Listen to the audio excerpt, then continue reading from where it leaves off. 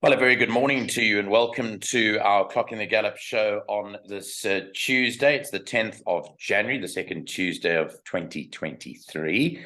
And I'm joined by Lyall Cooper, who I joined on Saturday to talk about the Lormeran's King's Plate, which was run at Kenilworth Racecourse. And good morning, Lyall. It was a great day, not the result that everyone expected. And I still see lots of comments from lots of race goers and lots of racing aficionados coming out and bemoaning the result. But at the end of the day, Al Mutana has won the 2023 running. We can jump up and down, we can scream from the rooftops, we can shout about what we believe and so forth, but Al Mutana beat Charles Dickens. And you did mention that it could do that, and we had a bit of a giggle at you on air. No, you did. But to be frank, I openly said I didn't think for any stretch of the imagination it could win. But I said certainly it'd be on the premises. Yeah, it was. I didn't think it would beat Charles Dickens, but that's for another day. Maybe we'll have a show directly, because I think it deserves a show actually, analyzing the actual King's Plate and what happened prior to the race, during the race, and maybe even after the race. And maybe it's a show in itself, but we'll maybe speak to Neil and see what he thinks. Maybe we just let sleeping dogs lie as well. Yeah, well, interesting race because a horse like Charles Dickens beat the two big boys by 3-4 lengths. That's a phenomenal run. Yeah, phenomenal. Yeah. So look, he'll come back and fight another day. The bottom line, and I saw someone tweeting it yesterday, is that Al Mutana, by winning the King's Plate, has an entry into the Breeders' Cup Mile in America. Now, that's in itself interesting because he's an Australian-bred horse. So Australia were also pretty happy with the result from the last weekend. So, lots to talk about, lots of talking points. But just from our perspective, though, and I know you'll chip in on this, just to thank all our Clock in the Gallop Direct Line subscribers. Yes. We put out a poll towards the end of last year, and it was 50-50. The question was, and it's still on the channel if you want to contribute, the question was, would you be prepared to pay for Clock in the Gallop tipping videos? And it's 50-50 actually, maybe going a bit against, but pretty much on a nice sample database, it's even Stevens. So that's the question that rages on. As everyone knows, and I'll openly say it, we're not funded on this channel. We've done this for the love of the game for 2.5+ years now. Lyall didn't join us at the start, but came on board whilst it was running, and it is still growing, and we're reaching new people all the time. But the point is someone has to pay the bills, and we'd rather it be you. So we're not answerable to anyone else. Effectively, when we do the Clock in the Gallop Direct Line, the people that pay our bills are the people we send the tips to. And I think that's a good model in the sense that we work bloody hard at it and we try and get it right for them.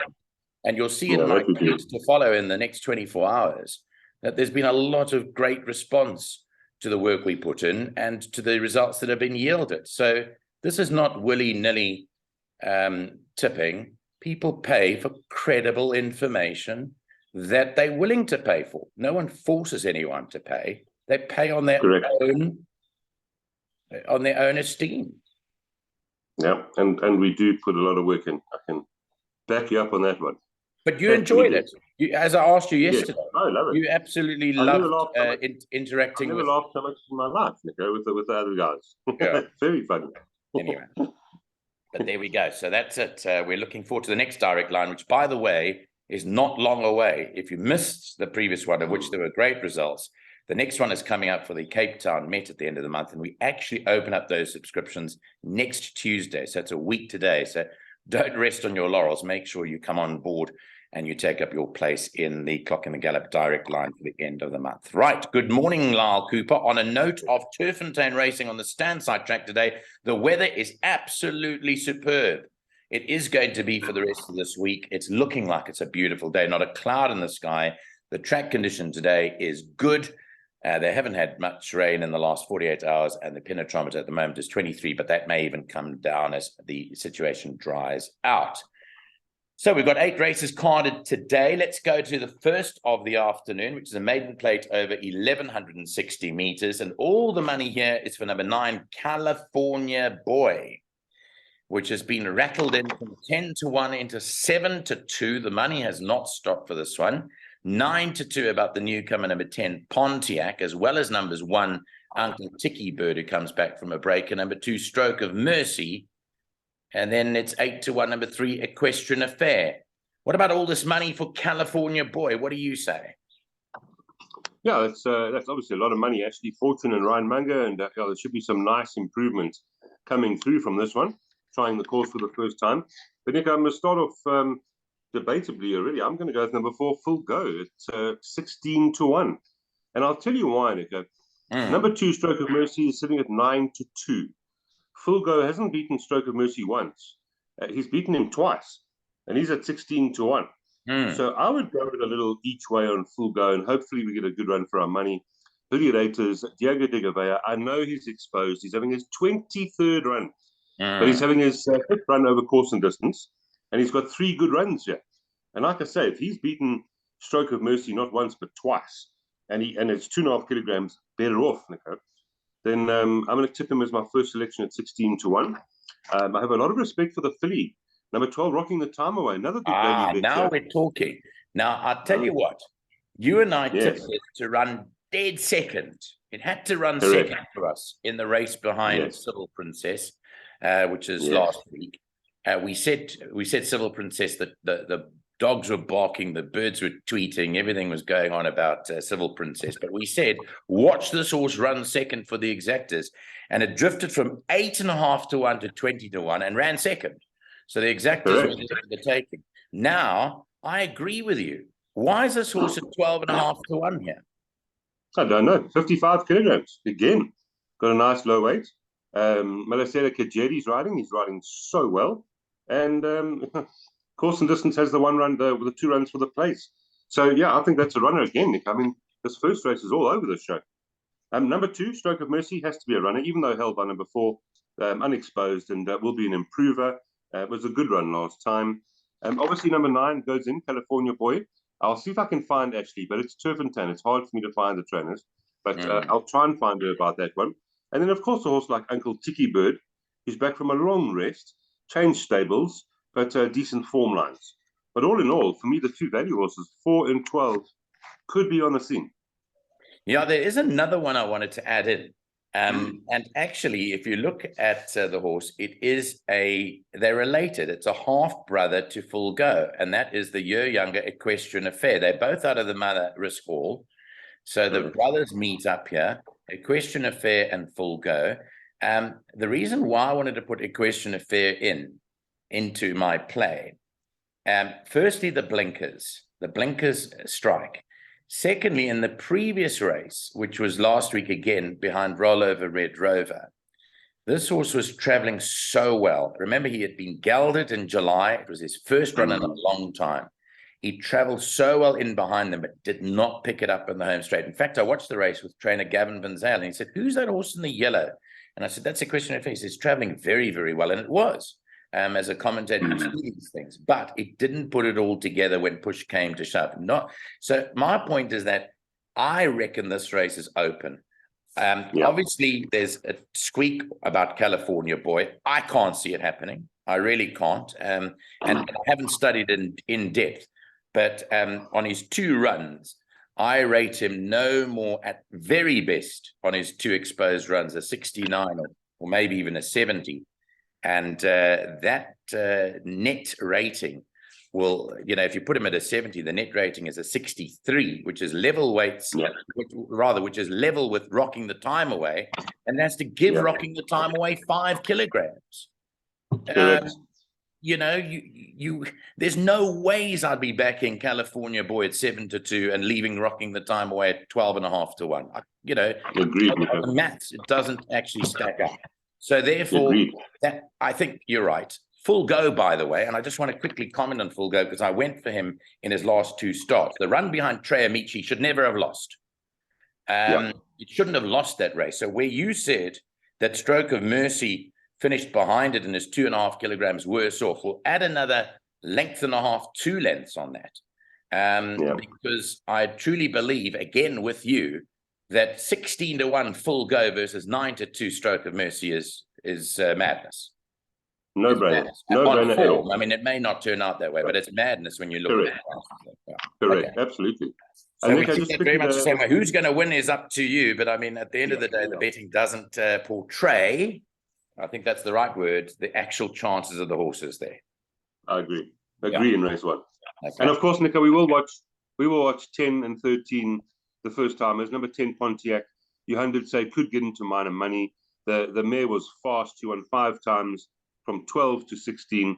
Could be anything. I mean, the breeding's beautiful on Pontiac, but I don't know. So I'll try and get some info on course. Yeah, so there are four first timers as well in that first race, and you're hard pressed really to have an outright punter. It's going to be very, very tough to win, but those first timers as well. Find out more from the betting and what Lyall has to say on course when he is working there later. Right, race 2 is a maiden plate over 1,160 meters. This is the start of the PA, by the way. The first race that was the opening leg of the bipod. Now let's go to the second race. I can confirm 2 scratchings. Now number 3 Camerata and number 4 Absolute Pleasure are out of the second race of the day. Number 7 Adrenaline Rush, Alamites in front, Unshot behind, and No Blinkers. Now once again, huge plunge here for the newcomer, daughter flying the flag, number 11 Ghost Ship. Opened up in the region of 8-1, is now into 9-4, effectively 22-10. Rachel Venneker gets aboard, and it comes in at just 58.5 kilos. But the favorite still remains number 1, Mighty Goddess, who hasn't only not won a race, but has actually run in feature company and in handicaps, and is back into a maiden today at 11-10. And then Tis Magic is at 6-1. So on the face of the betting, it looks like it's the well-performed Mighty Goddess against the unknown Ghost Ship. I don't think there is a comment, or is there a comment on Ghost Ship from trainer Tony? Yes. Could place. So could place versus 8-1 into 9-4. That doesn't tally up at all. No, Nick, I'm taking them both on. To be honest with you, with firstly number 2 Tis Magic, Sean Terry and Calvin Abib. I like the draw. I like the last 2 runs. It was a course and distance effort last time, and at that price, just leaning in to see 6-1. Again, same as the first race. I'd rather have this horse at 6-1. I think she could give us a good run for our money. That's obviously first. Obviously, Mighty Goddess will be a big runner here. That third, as you said, and the Fillies Mare is 85. Isn't obvious. I mean, taking horses like Takenaut. The Mighty Goddess is definitely a runner. We will watch number 11 Ghost Ship, but as a rule, I don't like to tip them first time out, but the money's there. And then again, a big price, Nico. Number 8, Silk Garden, 16-1. If you go back to the run behind Princess Ilaria, was not that far behind Mighty Goddess. And I've chatted to the stable a few times that they are still very sad she hasn't won her maiden. She was quite decent. In fact, they fancied her first time out. So at 16-1, I think Silk Garden's a runner as well. So there we go. We've got 2, 1, 11, and 8. And I'm not... order-wise, I wouldn't put them in a particular order. Because of the price of Silk Garden, I'd probably go each way Silk Garden. I think it's got a winning chance. Okay, so 16-1 is the price on Silk Garden there. Just quickly, I did my maths on number 1, Mighty Goddess, to come up what my rating would be, because effectively in the card, she's a 79. Now, if you look back in her form, she was a 92 at one stage. She then dropped to an 89. She then steadily dropped to an 83 and an 81 and then 79. Now, on her last run to Rockets Red Clare, which is a handicap, so you can work it out, and on the run to Taikenaut. So on the run to Taikenaut, I think she comes out at an 82 odd, and on the run to Rockets Red Clare is better at 84 plus. So I reckon this horse is definitely above an 80. And if that is the case, I'm going very strongly for Mighty Goddess. The question mark is, Ghost Ship on debut has to run to an 80 plus. Very tough unless they're champions to run to that rating on debut. Well, it's not level weights actually, because it's 58.5. So she gets an allowance, Rachel, of 1.5. So effectively, she has to run to 80 or more, which is very, very tough for a newcomer. But she's obviously been well tried. Where she's been well tried is the question mark too, because Tony Peters only had his license for a couple of weeks. So this hasn't suddenly popped into training in the last 2 weeks. She's obviously been well tried. But the question mark is could place versus the money. That doesn't tie up for me. You'll maybe find out. You'll maybe find out more when you get to the course and have a chat to Tony and see what his comments are today, whether he's revised the could place to anything after that, or maybe even in the post-race interview, see whether the could place was the good place. Anyway, let's move on to the third race, which is a merit rated 96 handicap over 1,160 meters. And let's move to the third race. Third race, no changes. In fact, there's a change of a gelding. Number 11, I Am Giant, was gelded on the 10th of November and is now a gelding. And I know that Andrew Bond did some interviews, including James Crawford. So you'll be well, advised to watch those interviews, because there's been money for Giant from 9-2 into 3-1. So it's 3-1 I Am Giant. This is a very open race. I didn't study the form. I've left it up to you because I've taken a break for a few days. I'll be returning back with form study on Thursday's meeting because you're taking a break. So what did you make of this field? I reckon when I looked at this race, I said there's a mountain of chances here. Couldn't agree more, Nick. I'll start off with number 8, Chayavana. That's my first selection. Gavin Arena for Johan Jans van Vuren. I think this trip's going to be better, just a bit far last time. Talented sprinter, and must be some sort of a runner here. 57.5. Don't love the draw, but it's a small field. So Chayavana, I rate this one ahead of number 9, Goliath Heron, who is sitting at, I'm leaning in, 8-1. Nice price there. Is 2 kilograms better off with Vegas High Rise. 56.5 kilograms. Calvin for Clinton Binder. And I think this will be a runner again. Number 6, Gallivanting, coming back from a very long rest. But I'm just going to keep this one close because we know Gallivanting is very talented. The form lines speak for themselves. This, of course, is Mr. Pandarum, now with Paul Matchett, Manga Kumalo. That's right, and I remember, so just we've got to watch out for Gallivanting. This horse has a lot of ability. Horse like number 3, here's my big value again. Every race I found one. 20-1, Eternity Ring, Nico. 4 lengths behind Big Burn. I would love for you to do a little bit of maths on this one. So 4 lengths behind Big Burn, only receiving, what was it, 3.5 kilograms from Big Burn. Just hang on. It would have been 47.5, 4. 47.5, so 4 kilos, Yeah. What would you, I mean, so yes, it's got 61.5 kilograms. So I'm not going to let this horse get loose. I mean, there's Sprinkles form line, Bold Fortune form lines, Eternity Ring at 16-1, definitely some value. Number 4, Mercantour, that run behind Chayavana, is 5 kilograms better off. So if you do like Chayavana like I do, you have to like a little bit of Mercantour. I mean, look at those form lines there. William Robertson, Anfield's Rocket. And then, of course, I Am Giant. I need to know a bit more about this individual, but 53.5 kilograms.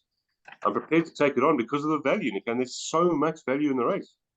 I took one look at it and then shut the book because I said I knew you were doing it. So I just, there's a mountain of chances here. Gallivanting, as you said, comes back from a 9.5-month break. She won her first 2. One would feel she needed the run because she hasn't been on the track for a long time. I see that Paul Matchett says will need the run. So that that doesn't speak too much about that one's chances. But I thought I Am Giant. Look, I'm being very disappointed with his last 2, but obviously he needed gelding. His penultimate run behind Power Broker was an absolute shock that he got beat that day, but nothing really went right for him. I worked on that day and nothing went right for him. So anyway, so this is tough. So who would be your first choice? Chayavana then? Yeah, Chayavana would be my first choice. Okay. Chayavana for Lyall there. Just quickly, I'm on a group that's involved with this horse, Silk Garden, because got a lot of ex-Zimbabwean interests, and in the stable is that she is tipped to finish in the first 4. I would hope so. We're hoping for a good run, and that is from Sean Patterson, Reed Patterson, and all at Steinhoff Racing. So that's they've always liked that horse, and it's 16-1. It should be there. That's Silk Gardens comment earlier, 16 to 1. Okay, let's move on to race 4, which is the start of the first jackpot, 2 o'clock. Once again, up the straight, merit rated 80 handicap, 1,160 meters. I'm just updating my changes here to see if there's anything. Number 7, Ramchandani Road, wears a half set of Alamites. Alamites in front and Unshot behind. And those are the changes for race 4. Kalahari Blues, all the rage here. Opened up at 16 to 10. And is now into 9 to 10. There's also been outside support for another thief into 10 to 1. Your thoughts on the favourite first, Kalahari Blue? Well, I think it's definitely got a chance here. Keegan Miller for Johan Janssen and Fearon. Not the best of draws, obviously, but the form lines speak for themselves. There was a good run behind a River Deccio. Back down in trip to 1,160. Progressive, obviously, and a chance. But I'm taking it on with number 3, Spielberg. Gabriel Peterson for Robin Klaassen. That 5th behind Bronco Blitz. Taken ought to come out of that run. The 3rd behind Tumbo Wilwazi has come through and won again. So I quite like number 3, Spielberg at 6 to 1. I think that's the value straight away. Spielberg from Kalahari Blue. And then horses like Ramchandani Road, Clinton Binder, Calvin Abib. Even though going up 5 points, just could be on the senior. 2 times course and distance winner, this 7 horse. And then over the page, number 9, Mescal. I'd throw this one in. Is better off, but should be held by Kalahari Blue. So I think it'll stop there as far as the winner is concerned. I must just mention number 6 as well. So for me, 3 and 4, probably to fight it out, Nico. Well, this could well be. I know you're related by marriage to Gabriel. Gabriel's about to exit the apprentice ranks. I think it's this week. I think it's maybe towards the end. Maybe his last win as an apprentice, actually, if he comes through on Spielberg. But he's about to exit the... he's had 50 winners now, so he's completely finished all the claims and so forth. But it'll be interesting to see because Kalahari Blue, just a quick note, has only had 1 start up the straight, and that was when it made its debut behind Karangatang. Granted, it was in a feature race, the Proteus Stakes, but it's never been back up the straight. So the question mark there for me, from a 1 draw, is how does it go up the straight today, as opposed to around the turn? I don't think that's too much of an issue, but obviously the support is there, and the stable do fancy it because it wouldn't have shortened if that hadn't have been the case. Okay, let's move on to race number 5 now, which is at 14:35. It's the start of the second jackpot. It's a Fillies and Mares 80 handicap. It's over 2,400 meters, and there are no changes in race 5. The favorite is the well-performed Rarotonga Rose from the Lucky Hoodalaka stable. She's won 3 over her last 4. She's at 17 to 10, ahead of Namakwa Blossom, the stable companion, at 4 to 1, and number 1 Flying First Class at 9 to 2, 6 to 1 Apache Fighter. Studying the form, what do you come up with? Well, again, I'm not going to tip a favorite so far today. Number 7 Apache Fighter is the horse for me here. 50.5 kilograms. Weight stops trains. This is the daughter of Apache for Roy Magna. Donald Kearson's up here to take the ride. Don't mind those last 2, even though up in class, so very lightweight. Quite convincingly holds number 6 Cape OK, but that is a bit of a roughie. And I like that last run. The first time that she tried the trip, she ran a very good second. Yes, it was small fields, but she's got no weight on her back, so that's my first selection. Number 4, Namakwa Blossom. Raymond Danielson, and for Lucky Hoodalakas goes up and trip again. I think this is going to be a player. Back, I need to go to number 1, Nico, Flying First Class. With that 59.5 kilograms, she could be a player here. She loves the course and distance. And I think she could be a big player here as well. Then, of course, number 3, Rarotonga Rose, who tries the course for the first time, 3rd run after arrest. And then horses like number 5, Special Charm. But for me, Apache Fighter and Namakwa Blossom, again, maybe some value. Yeah, Namakwa Blossom certainly stepping up in trip after a good second last time out. Danielson has ridden this horse before and ridden it really well. The problem I've got with your choice, Apache Fighter, is the rider. I'm not against Donald Keats in any shape or form, but he's had limited opportunities in Joburg. To ride a Turffontein 2,400-meter race, you need to be a pretty good rider, tactics-wise. I do have a bit of an issue with the rider, a bit of an experienced rider. I mean, I might be mistaken, but he might well have moved up here, Lyall. To the academy up here. Really? Find that out. Well, I think he might well have moved up here now. Well, we'll find out because normally that takes place at the beginning of each academic year, which would be now.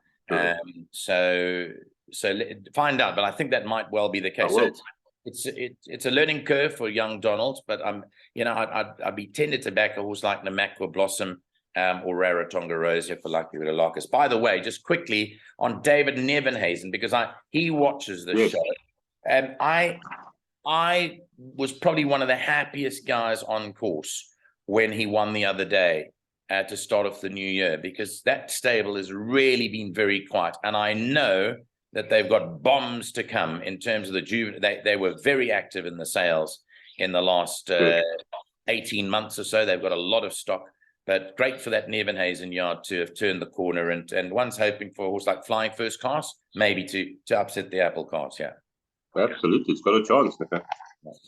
Okay, let's move on to the sixth race now, paging through to race 6 at 3:10, a Pinnacle Stakes, 1,100 meters. We're back up the straight in race 6. And once again, no changes to talk of in the 6th race. No changes whatsoever. Yeah. Now, the betting suggests Elysian Chief, who I spoke to Pete Bunzayer about quite some time ago and said, Pete, is your horse going to Cape Town at the end of the month, at the end of January? Because I spoke to him last month for the Cape Fly Championship. And he said to me, no. And I said, what? It would win it. Now, if I would tip Elysian Chief to win a Group 1 in Cape Town over 1,000 meters, I'd have to tip it here. I hope you like it. What do you think? Yeah, of course I do. Yeah, very good run last time. I'm just going to put my girl first, Big Burn. She's just been so good to me. Yes. I've always loved Big Burn, and she's going to be my first choice. 51.5 kilograms again. I mean, that run last time, it just how her heart is just unbelievable. She's such a good sprinter, and I'm taking her again. If you look at the form lines behind Vars Vicky, she's 11 kilograms better off. When she did finish second to Master Archie by 2.25 lengths, she's 8 kilograms better off. She's drawn 10, so I'm not throwing her away yet. She's my girl, Big Burn. But yes, huge respect for Elysian Chief, particularly on that last run. He's on that run behind Master Archie. He's at the same weights. So again, I'm leaning towards Big Burn. But Elysian Chief, I agree with you. This is a very talented sprinter, and this will definitely be a runner. And then, of course, let's just not forget Master Archie. He really is very, very good in his own right. The son of a thief, Gavin takes the ride for the Aussie team. And I mean, if he's at his absolute A game, then he'd win a race like this. I mean, he's absolutely brilliant horse. And then I wanted to mention one more, and that's Moonshining Through, Malasela Kajedi for Johan Janssen Fearon with 47.5 kilograms. Can this horse this filly beat those big girls and boys? I don't know. But certainly has horses like Union Square behind her. So she can run. And with that low weight, I just have a bit of respect for her. Yeah, I have no doubt that Master Archie will be going down to Cape Town for the Cape Flying Championship on the 28th of January. So, and he's a talent that, they're some of the best sprinters in the country, actually. You're talking rated 125 Master Archie and 123 Elysian Chief. They really are very good horses. We're privileged to be seeing them in action today, actually taking on each other. So Master Archie and Elysian Chief are the class package. As you mentioned, Big Burn's got to have a chance at the weights, and Moonshining Through down at the bottom. A real good race in store for everyone, but Lyall's in the camp with Big Burn. I just want to mention quickly that if you get a chance to get out to Turffontein to see Bohica, come out to Turffontein, have a look at this animal. He is one of the top 2 lookers in the country, in my opinion. Well, he is, and he's another one that'll be going to Cape Town to defend his crown, actually, because he won the Cape Flying Championship last year, and he beat Mr. Cobbs, and Mr. Cobbs won. Kicked everyone out the pick 6 on Saturday, 40-1. Everyone ignored it. It had its best over 1,000 meters, but everyone ignored Mr. Cobbs, and he came through to win. So he, frankly, flying championship form. So that is a great race, full of talented sprinters. And well done to the Aussies and to Corey Lensley, and for that matter, to Sean Terry for stepping those horses out in today's race. Okay, race 7 is off at 4:45. It's a merit-rated 76 handicap over a mile. Scratches number 5, Sequoia, in this one. By the way, in the previous race, Eden Rock has a compression mask on number 5. Right, here's the betting for the race. I'm not going to go in depth into it, but what do you fancy in the penultimate? Well, again, I think I found plenty of value here, Nick. I'm interested to see what you think. I'm going number 11, Brendan James, at 8-1. Julius Mariba for Ashley Fortune. Decent form, nice draw, and I thought a chance here 4th behind Twin Turbo last time. If we go back to that run behind Eye of the Prophet, went 5th on that run. Eye of the Prophet and Electric Gold have come through to win. So I thought at this price, that for me is nice each way value. Number 10, Zuzon, Paul Matchett, Randall Simons, nice run last time over the 1800 meters. Drawn a bit wide here, but the merit rating's now down to a 70, Nico. So I'm expecting a decent run again from Zuzon. I'm going to put that in as well. Number 7, Ryan's Dream could be anything. Absolutely. I don't know what to make. Yeah, don't know what to make of him just yet. Do you remember that race? I called it, and he really won well. And you know what? There's a bit of an omen. I don't know. Let me just stand up and you'll see. Do you see what I'm wearing here? I can't at this. No. What is it? Which one is it? Summerhill Stud. Oh, there we go. Might be a bit of an omen about that? Stream running because, of course, Summerhill housed Rabada, and they bred Ryan's Dream. So yeah, he won a very nice first race. First up, he was completely neglected in the betting, and he trounced them. He really won well. Renee's another one that, although carrying top weight, wasn't herself last time out because her nose was running, so she obviously was harboring something that day. But she is a filly giving weight to some talented younger horses, and or not younger horses, but same age horses, and one would feel that maybe they might have a measure at the weights over here. I don't have an opinion. As I said, I didn't really look at it closely, but I'd be prepared to take Brendan James, because Brendan James is a fair horse. He just hasn't put it together, but he's a fair horse. He could come through at any price, Yeah, I think I agree. I mean, 3-year-old filly, 60 kilograms, drawn 12 at 7-2. Yeah. And you've got these 4-year-old boys at the bottom carrying 56.5 and 57 at 10. Drawn 3. Yeah, I hear your point. 10 and 8 to 1. Okay, so if you had to tip them their first, second, third, and fourth, how are you tipping them? I go 11, 10, 7, and 8. Okay, 11, 10, 7, and 8. Because of the weights. Because of all the weights, yeah. Okay, on we go to the last race. We've only got 5 minutes of show left, so we'll take you through the last of the day at 20 past 4. It's a merit rated 96 handicap over a mile. This is a lovely, interesting race as well. It's sort of a B division race, but there's some lovely horses running over here. Scratched, by the way, is number 12, Billy Bowlegs, who we labelled on our Clock in the Gallop direct line on Thursday last week when it won for us. No compression mask on number 13, Diesel and Dust. Those are the changes there. And looking at the betting, it's open. Down at the bottom, Tamarisk Tree, who's coming down in trip, is at 9-2. I know they think the world of it. In fact, no, it's going up in trip. Last time out was 7th to Jimmy Don. But I don't think they found their feet with this one yet, but they really, really do like it, do the stable. But that is the week favourite at 9-2, 6-1, bar 1, 8-1, bar 4. Tell us some words of wisdom here. What are you going for?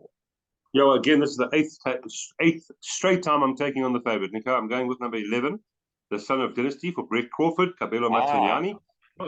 Not the best draw, but look at those last 2 runs. That was listed in Group 2 form, Nico. And this horse is sitting at what? Sitting at 8-1. So, yeah, that's quite straight up my first selection at that price. Obviously, I have respect for Tamarisk Tree, number 14, with a nice low weight and Caden Brewer aboard. And then also like number 1, Savannah Storm. I'm not letting this one get away either, Nico. What's the price? 6-1. Any horse that beats Forever Mine is a friend of mine. I promise you that. That's to beat Forever Mine, you've got to run. So well done. And I mean, Paisley Park and Forever Mine have come through to win. So Savannah Storm's got to be a runner. I don't care about the weight. And then number 10, Willow's Wish as well, I'll mention. But for me, the 11 straight up value. Yeah, you make an interesting point, but I just feel he might need a run. And I'll tell you why. I commentated on this horse the first time I'd seen this horse. And this is a horse, you know, when they say, I mean, the word black book is spoken about too frequently for me.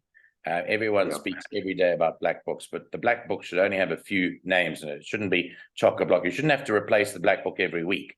It should remain for many years. Anyway, this is one for the black book. This is a horse that could well contest legs of the Triple Crown, in my view.